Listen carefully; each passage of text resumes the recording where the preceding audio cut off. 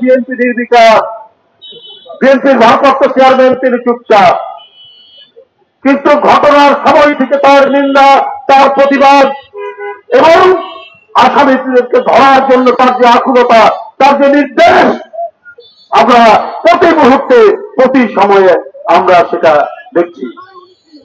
এইটা তার টার্গেট হওয়ার কারণ কি জানেন?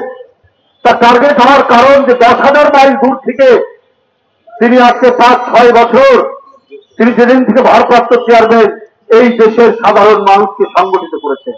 গ্রাম অঞ্চল থেকে শহর, শহর থেকে জাতীয় পর্যায় পর্যন্ত মানুষকে এদেশের সাধারণ মানুষকে তিনি সংগঠিত করেছেন। এই কারণে যত হিংসা কয়েকটি রাজনৈতিক দল, এই কারণেই যত প্রতিহিংসা।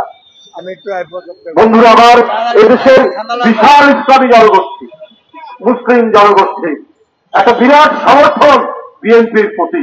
কারণ বিএনপির এই যে আগেই বললাম তাদের যে অবদান, এইটিকে খণ্ডিত করার জন্য একটি আন্তর্জাতিক চক্রান্ত রয়েছে।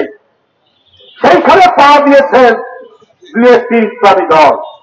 এর মধ্যে একটা ইসলামী দল আমরা জানি যে এরা যুগ যুগ ধরে এরা আওয়ামী লীগ পন্থী, এরা পার্শ্ববর্তী দেশের পন্থী, তারাই সবচেয়ে সচেষ্ট। এরাই ইউটিউবে বিভিন্ন ঘটনা এবং প্রোপাগান্ডা চালাচ্ছে, এরা বিভিন্ন কন্টেন্ট ক্রিয়েট করছে এবং ক্রিয়েট করে তারা চালাচ্ছে। এবং কারা করছেন, কারা ফেসবুকে দিচ্ছেন, তাদের পরিচয় তো আমরা জানি। তারা কোন ইসলামী সংগঠনের ধারক বাহক।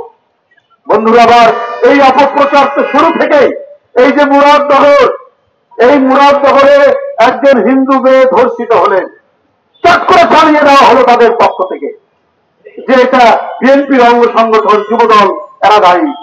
পরে ওই ধর্ষিতা মেয়ের স্বামী বলছেন যে না, এখানে বিএনপির কেউ জড়িত না, এখানে ওইখানকার যে উপদেষ্টা যিনি কলকাঠি দাঁড়েন তার লোকজনরা এইটার সাথে জড়িত। তিনি প্রকাশ্য বিবৃতি দিয়েছেন। এইবারই প্রমাণ, আমি সাংবাদিক ভাইরা দাঁড়িয়ে আছে, এটা তো তার স্বামীর বিবৃতি যে এটা